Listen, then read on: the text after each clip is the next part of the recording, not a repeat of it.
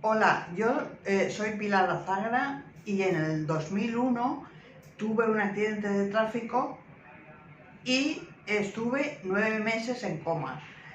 Yo soy médico jubilado ahora, médico oncólogo jubilada, y estuve en coma y luego cuando desperté me quedó como secuela la afectación de la memoria.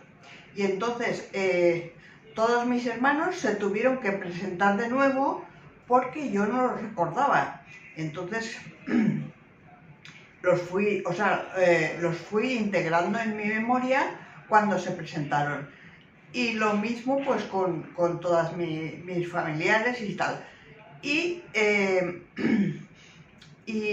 bueno, cuando como era imposible que yo me volviese a integrar en mi actividad laboral, pues me dieron la gran invalidez. Y entonces, pues, gracias a eso, pues puedo mantener un buen nivel de vida y necesito una cuidadora que me atiende, o sea, que vive conmigo y que me atiende las 24 horas.